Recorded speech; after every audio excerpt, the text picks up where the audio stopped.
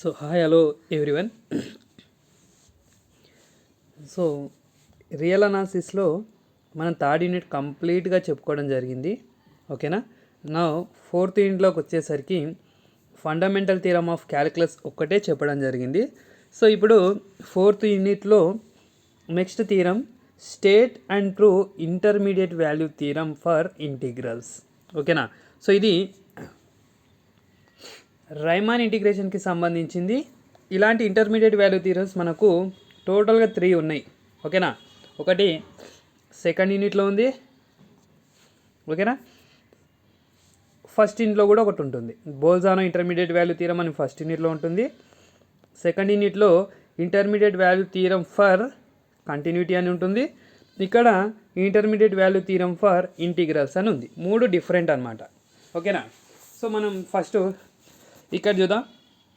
ఇంటిగ్రల్స్లో intermediate value theorem statement proof చూసే ముందు మన ఛానల్కి కనుక ఫస్ట్ టైం వచ్చినట్లయితే సబ్స్క్రైబ్ చేసుకోవడం మాత్రం మర్చిపోకండి. వీడియోని ఎండ్ వరకు చూడండి. వెరీ సింపుల్గా ఉంటుంది ఈ థియరమ్.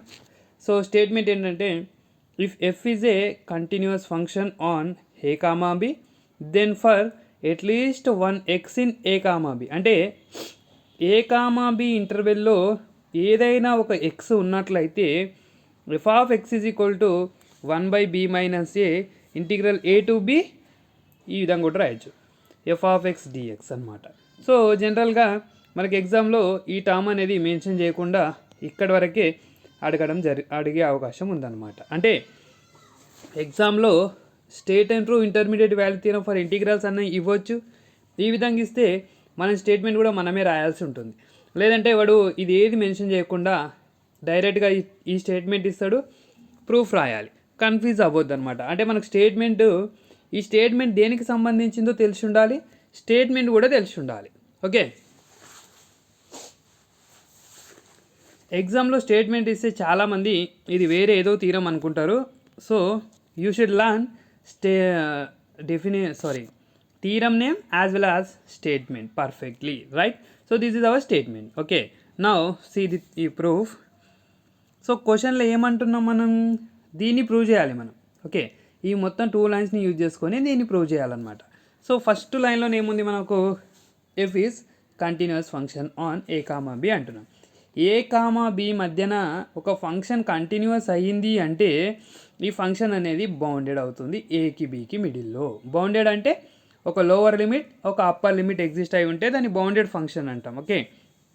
ఏదైనా ఒక ఫంక్షన్కి ఎఫ్ ఆఫ్ ఎక్స్ అన్న ఏదైనా ఒక ఫంక్షన్కి లోవర్ బౌండరీ అప్పర్ బౌండరీ ఉంటే దాన్ని బౌండెడ్ అంటాం. ఫస్ట్ యూనిట్లో ఉంటుందన్నమాట. అంటే మనకు ఒక థీరం కూడా ఉంది, every continuous function is bounded అని. సో ఎఫ్ ఈజ్ కంటిన్యూస్ అని ఏ కామా బి అయితే ఎఫ్ ఈజ్ బౌండెడ్ అవుతుంది. సో ఇంతకుముందు చెప్పాం, బౌండెడ్ అయింది అంటే దానికి ఒక మ్యాక్సిమం మినిమం ఎగ్జిస్ట్ అయి ఉంటుంది. కంపల్సరీగా మ్యాక్సిమం మినిమం అనేది ఎగ్జిస్ట్ అయి ఉంటుంది. So let the maximum value of f on A comma b is capital M. Capital ఎంని మ్యాక్సిమం వాల్యూ అనుకుందాం, మినిమం వాల్యూని స్మాల్ ఎం అనుకుందాం. ఓకేనా. Let the maximum value of f on A comma b is capital M and the minimum value of f on A comma b is small M అనుకుందాం. ఇక్కడ వరకు clear కదా, ఏం రాయలేము. ఇక్కడ ఎఫ్ అనేది కంటిన్యూస్ అయితే ఎఫ్ బౌండెడ్ అవుతుంది. Bounded అవుతే మ్యాక్సిమం మినిమం ఎగ్జిస్ట్ అవ్వాలి. మ్యాక్సిమాన్ని క్యాపిటల్ ఎం అనుకుంటున్నాం, మినిమంని స్మాల్ ఎం అనుకుంటున్నాం. అనుకున్న తర్వాత సో ఇక్కడ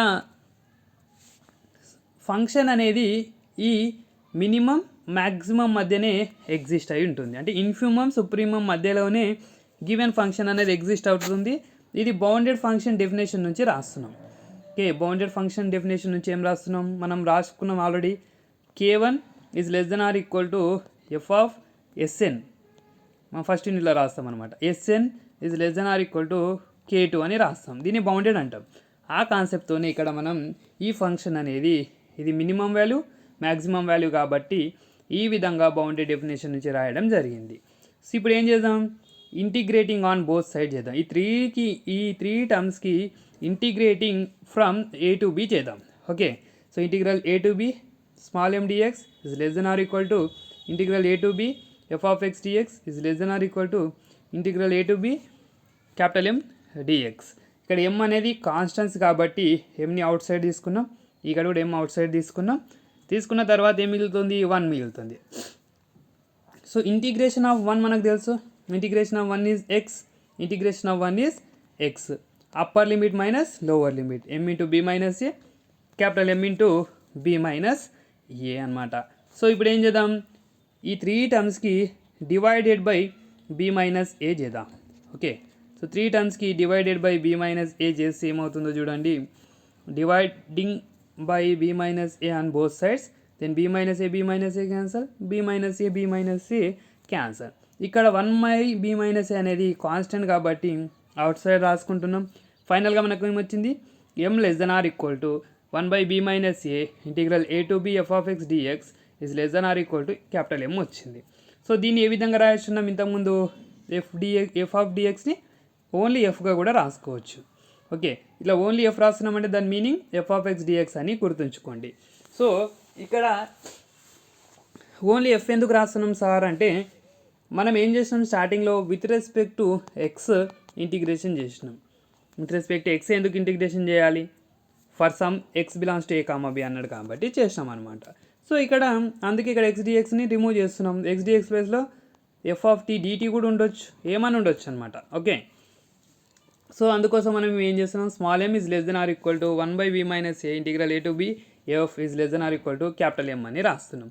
స్టార్టింగ్లో దీన్నే మనం ఏ విధంగా రాస్తామి, బౌండెడ్ ఫంక్షన్ దగ్గర m is less than or equal to F of X is less than or equal to capital M అని రాసినాం. సో ఇప్పుడు ఈ రెండు కంపేర్ చేయండి. కంపేర్ చేస్తే క్యాపిటల్ ఎఫ్ ఆఫ్ ఎక్స్ ప్లేస్లో 1 by B minus A integral A to B F అని ఉందన్నమాట. Okay, so ఇదేంటిది, applying intermediate value property of continuous function అంటుండు. ఓకే, సో ఇది రాయకపోయినా కంపేర్ 1 and 2 అనండి. 1 ఏమనుకున్నాం, m is less than or equal to F of X is less than or equal to capital M అనుకున్నాం, bounded function అయింది కాబట్టి. So ఇక్కడ ఏం ప్లేస్లో M ఉంది, less than or equal to ఉంది, క్యాపిటల్ M ఉంది. సో అదేవిధంగా ఈ మిడిల్ రెండు కూడా ఈక్వల్ అవుతాయి. ఓకే, కంపేర్ చేస్తే F of X equal to 1 by B minus integral A to B F for all X belongs to A comma B. So ఇది మన రిక్వైర్డ్ ప్రూఫ్ అనమాట. Okay, very simple.